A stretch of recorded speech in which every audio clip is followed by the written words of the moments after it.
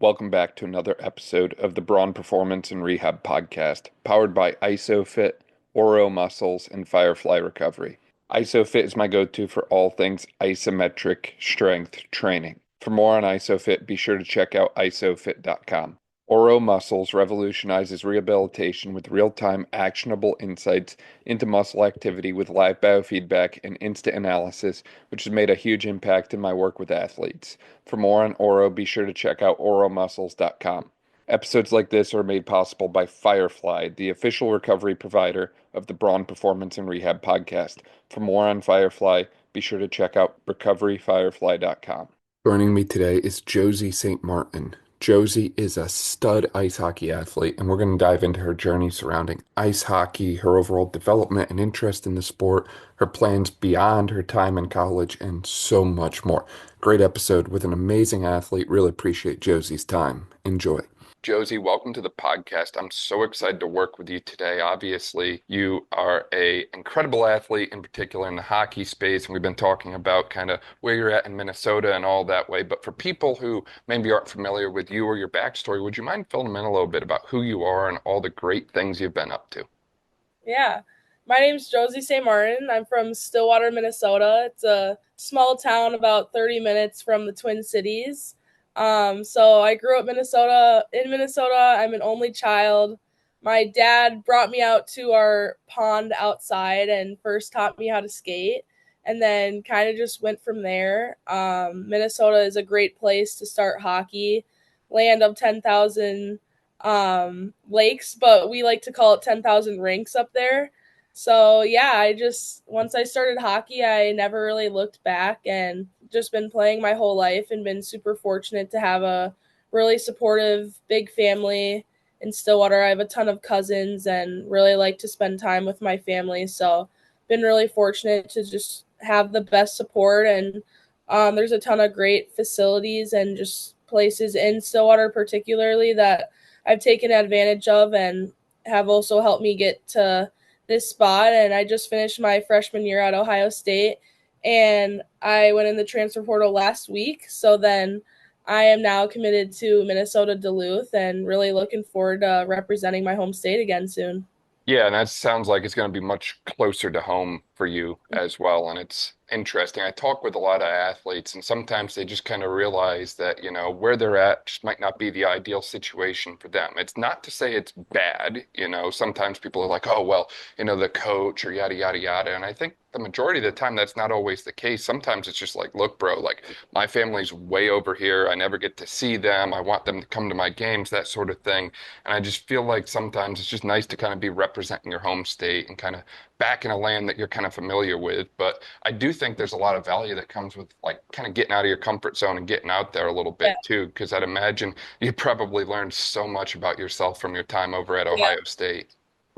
Yeah, that's so true. And like, just looking back, I'm just so proud of like my younger self because I committed when I was a junior in high school, and I'm just really proud that I like took a chance on myself and like came here and like realized it wasn't the best fit. So like now I'm going back and like you said, representing my home state, but I'm still just like proud of myself for like taking an opportunity like that and like learning, because for me, I think this last year of my life has been the year that I've grown the absolute most as a person and possibly a hockey player. So like, yeah, I'm just really proud of my younger self, but I'm even like more excited for just like this new start and new opportunity with a new team up in Duluth. Yeah, 100%. And it's interesting because in the world of women's ice hockey, I found it's a very tight-knit community. And I haven't had a whole lot of athletes from that sport in particular on the podcast. I think the last one I did was with Reagan Rust from like the Boston area that way. And she was absolutely incredible. But I found a lot of times people are like, wait a second. You have women's ice hockey. Like a lot of times Yeah. people I talk with associate hockey with like the men's sport. And it's something that bothers me because I've been very, very impressed by watching the women's game that way. I'm interested. You kind of heard similar kind of stereotypes for people, Yeah. and what are kind of like your responses to them about that? Yeah. Well, I've kind of dealt with that my whole life. A lot of times if I like am talking to people that don't really know hockey, and I've had a lot more of these interactions in Ohio because in Minnesota, it's like people know that specifically like girls and boys high school hockey is like a super big deal. People kind of relate the high school hockey tournament to like Texas football in Minnesota. So, but I've dealt with that a lot, just snarky comments here and there about just being an athlete. But like more specifically, just like women's hockey. Here, people kind of just look at you and they're like, if you tell them you play hockey, they're like, oh, we didn't even know we had a hockey team. And like, Ohio State actually like won the last 2 out of 3 years. So I'm like, yeah, well, we do. And they're pretty good too. But more specifically, like the league that I'm staying in, the WCHA, that's just a amazing league, just super competitive. People like to say it's the best league in college hockey. 6 out of the 8 teams are from Minnesota, so that's super exciting.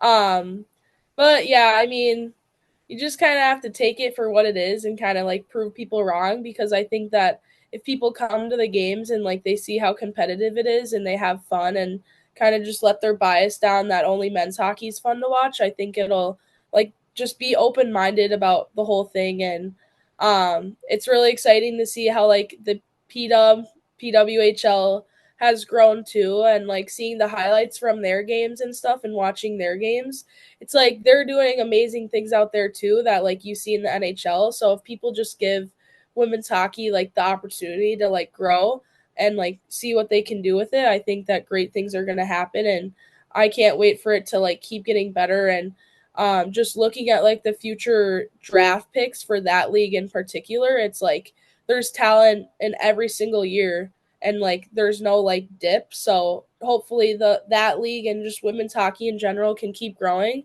The men's college hockey teams do have like a lot more teams around the country, so I think that if we can get just like more women to play hockey and like more money at the schools, that it can continue to grow and like there can be more opportunities at a lot of other schools too for like women to go for specifically hockey.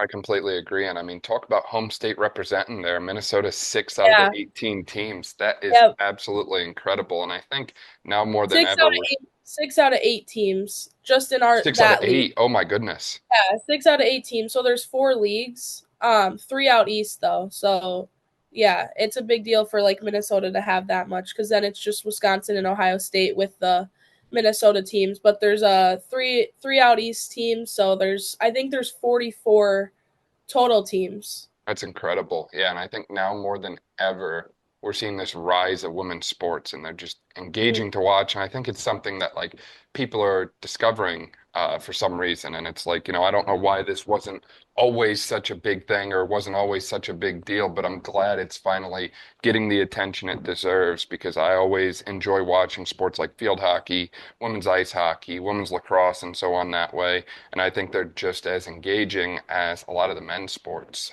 So I'm glad to see that shift and that rise in things, if you will. But obviously, there's a lot of unique challenges that often present themselves with the female athlete. And one of the ones I've noticed in particular is that I end up treating a lot more female athletes in my PT practice than male athletes. And I'm not sure if it's just more likely to get injured or if it's more of, hey, if something's wrong, I'm actually going to address it. I'm not 100% sure what the main driving force is behind that, if you will, but I just note that I've always got more female athletes than male athletes on my caseload, and I've compared notes with that with a number of other providers in the Maryland area, and they all say the same thing. It's certainly more female athletes with injuries than male athletes.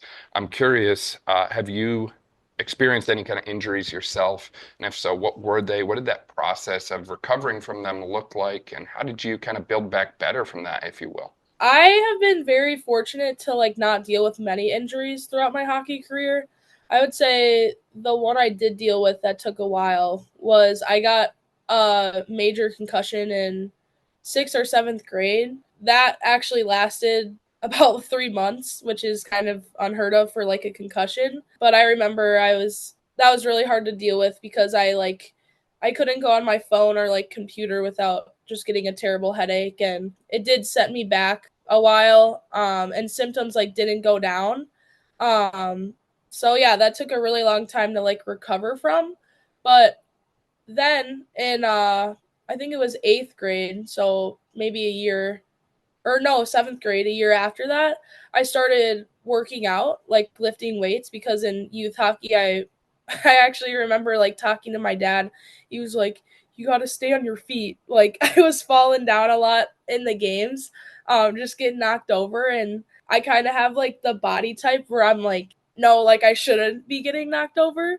So we talked, and like I started working out, and ever since then, like I haven't dealt with a major injury, but my balance and just like overall strength has gotten so much better. So like for me personally, I do think that's the main reason, is because of like my off ice work and just like getting my balance and all of that like strength just from off ice, and then having that correlate to like my on ice just condition, I guess. But yeah, I've been super fortunate to like not deal with injuries, and that's like weird that you see that in like your line of work, like more females are coming in than males. Like I don't know if that's because less injuries, or just like they're more willing to like deal with the injuries right then and there instead of like having them kind of lead on to something worse. I don't know, but I mean, I've obviously been playing a team sport for a long time, and there's always like a lot of those few people on the team that are kind of always seem to be dealing with something. But Glad that you're not one of the people that's always dealing with something. And I feel yeah, like I need you to knock on kind of wood. like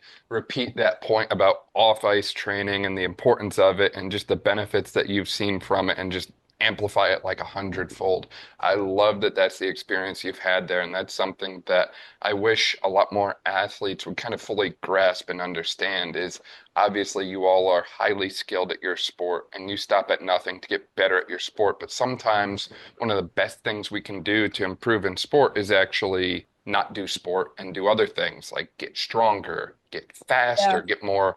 I know the term explosive is under a lot of scrutiny right now, but get more explosive or develop more power or injury resilience, whatever term you want to throw at it. I think that so many good things come from those kind of training stimuli, if you will.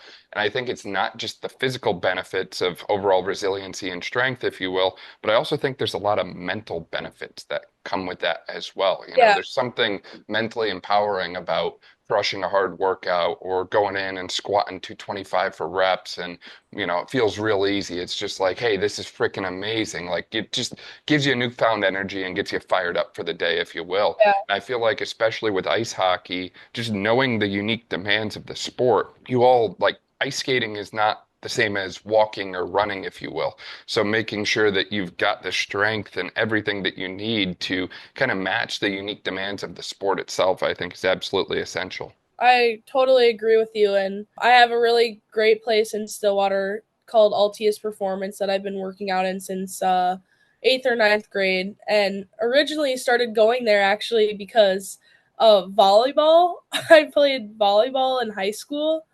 That's another thing. I think like when you have the opportunity to play different sports, if you can, because that's something I definitely like regret, is not playing different sports like all throughout high school. But yeah, I started working out at this amazing place in Stillwater, and like one of our main focuses was balance and like core strength. And that was like two things that I definitely needed to like get better at. And I think that that definitely just like correlated so well to like my on ice performance. So Tell me more about that. So you played volleyball growing up, you played ice hockey growing up, any other sports that way, and what ultimately made us decide to go with ice hockey over something like volleyball? I've always been a person that's been like super intrigued with just like sports and just the sport community and compete. So I started hockey when I was about skating when I was about 3 or 4, and then got into hockey a little later, I think. I did do gymnastics. I feel like every kid you talk to, they're always like, oh, I did gymnastics, but I really liked gymnastics, and I got to an age, not sure what it was. It was when I was pretty young though, might have been around 10, where they told me that I needed to pick between gymnastics and hockey because it was taking too much of my time, both sports. So then I chose hockey, and that was really sad because I obviously love gymnastics, but just couldn't keep the time commitment for both sports. So then I got into club soccer. I that's how I met one of my best friends that played hockey and soccer all throughout high school, and now she's playing Division I soccer in South Dakota. But So yeah, I started soccer and that was super fun. Like I love the games. The practices weren't my favorite. I'm not much of like a runner. So I did not really like the practices and just like how long they were and how much running, especially for like the club team I was on, but I remember loving the games and just like the compete in soccer.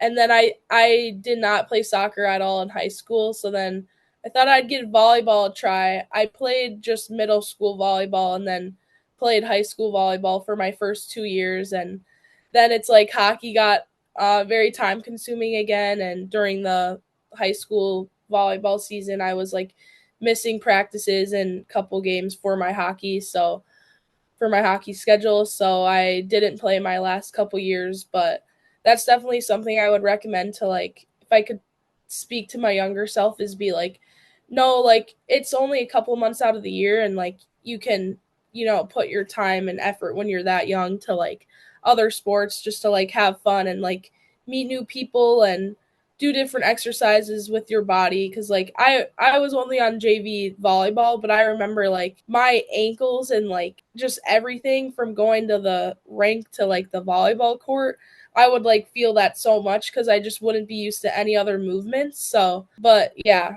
Yeah, that's absolutely incredible. And it's interesting that you had that gymnastics background as well, because that's something else that I see amongst a lot of different athletes is some kind of background in a sport that gives them this ability to move their body, master their body control, awareness, kinesthetic awareness, proprioception, whatever trendy term you want to throw at it. Just there's something valuable about learning those skills from a young age. And I find a lot of times once you have those skills, they're very difficult to get rid of. Like you could probably pop up into a handstand right now and do all kinds of crazy Oh stuff still, right? So it's nice to have those kind of party tricks and that sort of thing, if you will. But I think there's a lot of benefit to that from a long-term athlete development mindset. And, obviously it sounds like you had to make some difficult choices along the way, picking sports, giving up one and choosing another and that sort of thing. And I think that's another common theme I see with athletes is you have to make difficult choices and difficult decisions throughout your entire career. And I think that's something that doesn't get recognized enough, if you will. I think everyone thinks, oh, yeah. well, you're an athlete, you just show up, you practice, you play your sport, you have fun, like it's easy. But I Yeah. don't think they realize just how much you have to give up in order to find the success that you eventually do. I agree with that too, and I remember thinking that in like high school too, because I would like miss like some of the main high school events or like the really fun football games and stuff like that, and have to make sacrifices. But I had a really good perspective for someone that was in high school, I think, and just being like, no, this will like pay off in the future and like everything like that. So, but yeah, athletes definitely do have like a ton on their plate, and I feel like just as you keep getting older, the level obviously it keeps getting harder. So there's like more of a narrow path for you, but there is like a ton of sacrifices you have to make. And like for me, and I know a lot of other athletes, it's not really like a switch that you can just flip when you're like, okay, I'm at the rink now. I can like flip the switch. Like, no, like it's like a whole, like, it's just like who you are as a person. Like, it's who I am as a person. I'm like deeply committed to like just hockey and just like getting better and everything like that. So it's just kind of like a full-time thing where you're always thinking about it, and the mental game has become very important for me to like focus on because I've realized like the more you get older, the harder it gets, and like the people who succeed are the ones that are like most mentally just like mentally strong and everything about that. So that's something that I've definitely gotten better at and like continued to put effort into because I think I was like I was that kid that would, have anger issues and be so frustrated on the ice and slamming her stick. So I think once I realized that, I was like, all right, we're going to need to reel it in a little bit. So definitely had a lot of work with my mental game that's definitely paid off recently. So That's incredible. Yeah, the mental side is just as important as the physical Yeah, side as well, even though the physical tends to get a lot more attention, if you will. yeah, I think that's another key point is the things that take you from middle school to high school or from high school to travel club and then obviously into college and then continuing to progress during college and beyond that way. The things that get you there and take you there are different at each level. It might be more physical development in one era, it might be more mental development. In another era, it's just always changing and evolving, if you will. And 100%. obviously, you have to have this relentless pursuit and you have to have this constant drive in order to continue to climb that ladder, if you will. And that's one of the things that I personally find extremely valuable amongst athletes. And as I've looked to kind of grow and expand my own team here on the Braun Performance and Rehab side of things, athletes are certainly a very appealing market for me to kind of expand from internships and hiring markets, if you will, because it's like you all learn and know so much about time management, about work ethic, about the Yeah, sacrifices it takes in order to find the success that you're after that way. And I see a lot of athletes that just go on and exceed in pretty much any other endeavor because of yeah, those principles that you learn that way. I realize we haven't even talked about what you're in university for in the first place. What have you been studying and how did yeah. you get into that, Josie? Yeah, so right now I'm in the sport industry. I think I'm going to be in like sports management or something like that at UMD. I mean, all the majors are like different from school to school, but it's a pretty broad major. I just know that I always want to be involved with the sports community because I just love it so much. I would be open to like maybe getting more on the business side of things and like marketing with sports because I think that that would be something I would just be interested and like good at. But I just know I've always known from like I really love coaching. That's something that I've always been passionate about. So that really has caught my eye and like just with like personal experiences with coaches too. It's just like thinking like, oh, what would I have done as a coach like similarly or differently than them and like how can I bring that to like if I do want to be a coach and like I think my job this summer is actually going to be like an individual coach in Stillwater for like the younger generation. So coaching is something I've always been like extremely passionate about and like maybe even like owning my own business one day. So yeah, all I know is that I'm in sport industry now, have to change majors, but I do want to stay involved in sports community and possibly the hockey community for as long as I can. So Yeah, no, for sure. That's absolutely incredible, is just being able to give back to that next generation, if you will. And what do you feel like is going to make you successful? And what is going to make you a good coach? And what kind of traits or characteristics have you seen in the coaching space in particular, based on your experience, that just didn't really go well? I think a lot of times athletes have this unique ability to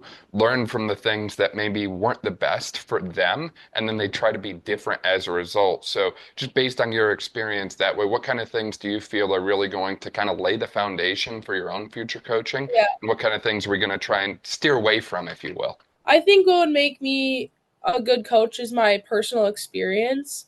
I think if I keep, putting my goals first and like reaching for the sky, that it's just going to like keep going better because people love to go to people and be coached by people that have a ton of experience just because it's like they've been in every possible situation. So I think that once the time comes for me to possibly go down that route, that it would be just a great setup because of like the experience I've had on various different teams with various coaches. And one thing I've noticed that I really appreciate from coaches is just like being open minded. I think, a lot of coaches can kind of be like my way or the highway, but I think that just showing like being open minded and like showing your athletes, that they're like that their opinions and everything like that truly matter too. I think that's really important just from like a coach's view. And then also just like putting the athletes first and like showing, care for their mental game and like care for their family and outside of their sport. I think like getting to know your players like and who they are is like super important too. And yeah, it can kind of be tough like as you get, older because it kind of turns into like college kind of turns into like the business side of things where like coaches like this is their job, and if they're not doing well, like it's not going to go well for them. So that can get like tough too with just like knowing how to like treat your athletes kind of. But yeah, I've just heard of a lot of coaches that their players just absolutely love them. So I'm like if I was to be a coach, I would definitely want to be like a coach where my players like want to come to me, they want to talk to me, like they feel open to talking to me. Just like have a communication style that's like healthy for them, and like they know kind of where I'm at, and also just like be competitive too. Like obviously you want to win. That's probably like why you're coaching, and you love winning and you love giving back. So yeah. No, that's absolutely incredible. And I think you've got a great perspective on that. Is I think a lot of times it just comes down to kind of humanizing the whole thing, if you will, and offering more of a like personal approach to coaching. And that's something that I always try to do on the physical therapy side as well, is I find a lot of times people are not motivated if they go into the place and they're just told, okay, you're going to do the same thing you did last time. And there's no like personal element to it, if you will. And I think the more you kind of get people to feel like you are invested and engaged in them and you want what's best for them, the better the whole process goes. Because unfortunately, nothing in life is linear. I don't care if it's coaching, if it's life as an athlete, PT, whatever it is that way. It's not always just a marathon of ups. There's going to be some difficult times and trying times along the way. And I think the more you establish that foundation of a good relation with someone early on, the more equipped you are to navigate those difficult times that are going to come one way or another. Yeah, 100%. And like athletes are definitely like all coached a different way. Like they have different ways in like which they prefer to be coached, and like that's okay. I do think that like men and women are different on like how they like to be coached. Like um I just think that they're different. Like they respond to things differently. So I think taking that into consideration, whether you're coaching like a men's or women's team, is really important too. Yeah, no, I completely agree with that. And it's one of those things that it's just a never-ending process of improvement. Just like as an athlete, you're always looking to get better. When you're a coach or a clinician or whatever that way, it's same thing. It's how do I improve? How do I get better? How do I get to that higher ground of life and just never settling, if you will. And I think that you've got a wealth of experience, and I can't wait to see you succeed in the coaching market and the impact that you're going to have on so many other individuals and people that way. Does that kind of steer you back to the Minnesota area long term based on, your overall interest in hockey and the popularity of the sport there? Or do you think you're going to kind of end up some other place, a different state? Yeah. I mean, you never know. So, like, always keeping your options open. But obviously, Minnesota would be a great place to, grow your, like, brand there and maybe start a coaching background there. I'm not planning on, like, being done with playing hockey anytime soon and now actually playing in the PWHL. Like, that is your job. Like, you're making money from that. So, I mean, that would, I guess, be my first choice of a job for myself before coaching. But I think being in Minnesota would be really cool just because I'm a huge family person, and a lot of my families are starting their own families in Minnesota now. Yeah, that's absolutely incredible. And it's kind of great to see that come full circle that way. And it sounds like family had such a strong influence on you even kind of finding Yeah, your way into hockey in the first place, if you will. You mentioned that your dad kind of put you on the ice at an early age, and I'd imagine the support they gave you over the next, several years that followed that way was just yeah. absolutely unrivaled. A lot of my cousins played hockey too growing up, so I was always going to like the Stillwater girls games when I was younger and kind of had connections there. And so yeah. I think that's absolutely incredible. And I realize we've kind of talked about your injury history and the very limited nature of it, which is just an incredible thing. We've talked a lot about kind of where you're at now and even where you're going in the future. But the one thing we haven't talked a lot about has been the sport of hockey directly. So, what position do you play? Do you have any kind of key memories or kind of core memories, if you will, from your time playing the sport, if you will? Yeah. So I'm a forward. I've played left wing, center, right wing at various times throughout my hockey journey so far, but more specifically, I think I'm going to stick with winger. I don't care what side. I'm a left-handed. player, but I don't care. I think it's actually really nice going down the right side of the rink. It's just a little harder for me catching breakout passes as a lefty on the right side, but I think that's just a skill that I got to work on and get better at if I'm going to be right wing or left wing. I would say starting all the way from beginning. This is the story how I found out I wasn't going to be a goalie. So every kid goes through their time where goalie they want to play goalie and they want to try goalie and they're all rotating with the team goalie pads. And I I wanted to be a goalie for like maybe this was 2 weeks of my life. That's all I could think about. I wanted to be a goalie. Thought I was going to be the next great goalie when I was probably 9 years old. And I remember we were playing Forest Lake. They're a team that plays Stillwater a lot, and I had the goalie pads on, and it was like a tied game. I still remember being rattled from I think it was 2-2 or something like that from the goals I had let in. But the girl came down with like 2 minutes left in the game, scores, it's 3-2. My team didn't come back, and I never put on the goalie pads ever again. That's the story how I didn't become goalie, and that's actually I think my earliest memory of hockey is that story because I was so heartbroken that I had ruined the game for my team and let in the game winning goal. So after that moment, I realized I was going to be a player and kind of took off from there. My U12 years were some of the most fun years playing hockey.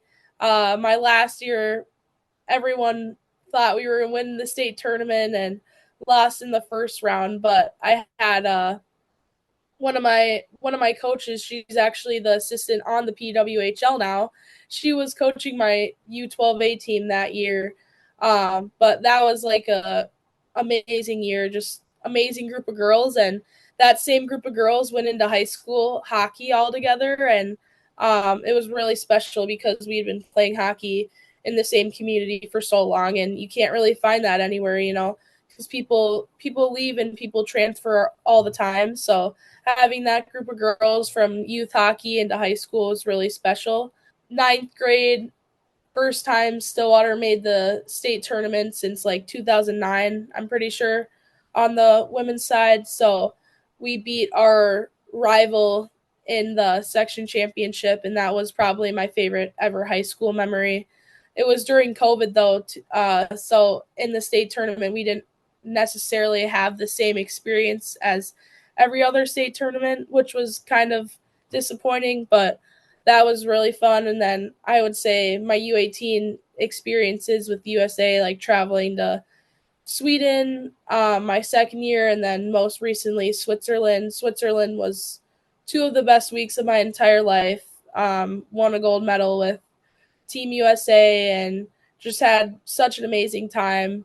I feel like I was in the flow state the entire time, just like playing, and really thought like a lot of the hard work I had put in was paying off. I remember like feeling really like empty and just sad after my second year because it was like the first year we won a bronze medal.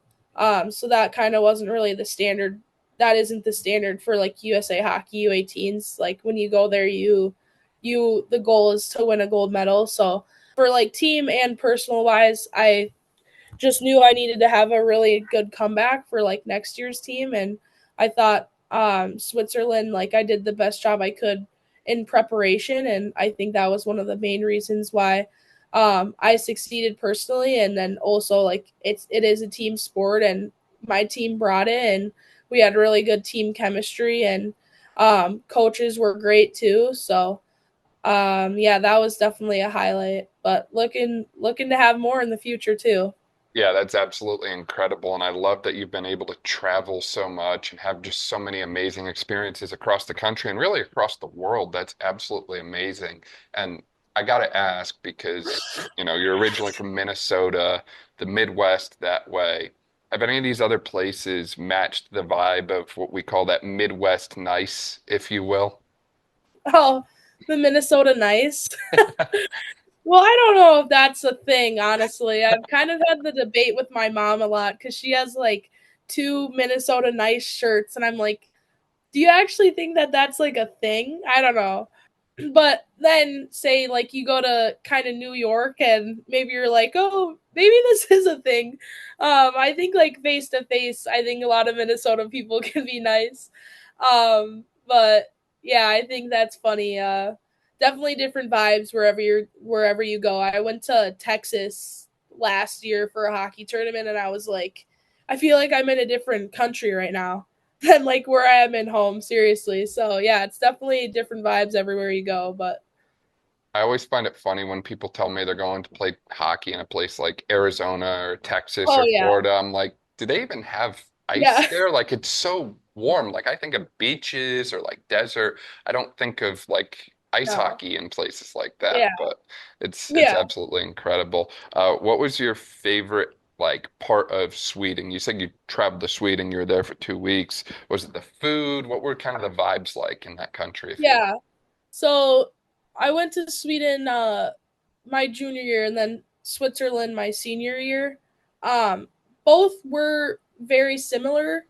The food was amazing. It was really funny because I don't know, this kind of sounds nerdy, but we went to a Mexican restaurant in Sweden. This was like our day off. I think I went with my parents, and like I was shocked at like the serving sizes that came because you go to like a Mexican restaurant in like the US, and like like the chip bowl they bring out is like just like a whole basket of chips.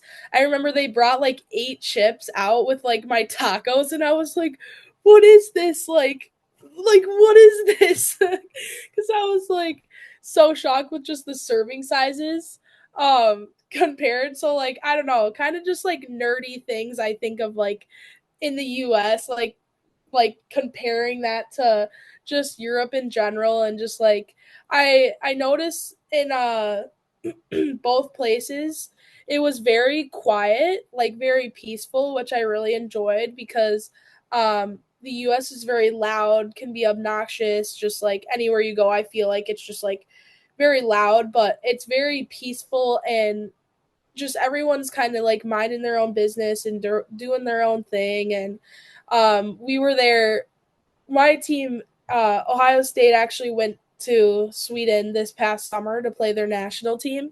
And I think you could hear our voices like 2 miles down wherever we were because we were in Stockholm because we were just so loud and everyone around us was just like, but yeah. That's absolutely incredible. I love that experience for you. And it makes me excited. I haven't traveled a whole lot out of the country yet, but it makes me excited when I get to have experiences like that. I mean, it's a little bit of a buzzkill on the serving sizes of the food, though. I have that Yeah. big back energy about me, so I'm like, I gotta eat. So, No, um, that's like exactly me. I'm just like, I don't know. I think that's so funny. for sure, Josie. I realize we've covered a lot of ground in our discussion so far. Is there anything we missed or anything else you wanted to discuss that we haven't had the opportunity to do so yet? I don't think so. We've covered a lot of different stuff, but yeah, it's just been fun talking. Thanks again for, reaching out and choosing me to talk to because I always appreciate that, and I just love talking with people just like anyone, whether you're kind of a hockey nerd or not. So, thanks again for reaching out.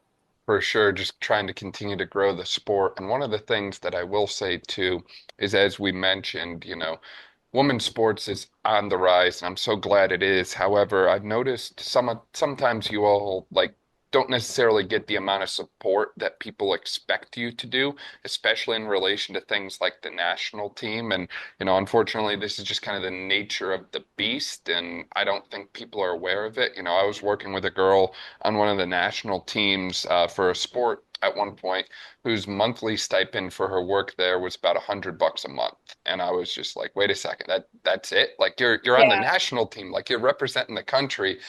So obviously I always try and plug supporting athletes directly that way. So for people who want to find out more about you, or I don't know, reach out with like a NIL or anything of that yeah. sorts, where can they find you at, Josie? Yeah, I mean, I have all of my socials. I am, as you call it, a screenager. So if you reach out to me kind of like you did on Instagram or TikTok or maybe even Snapchat, I most likely will respond.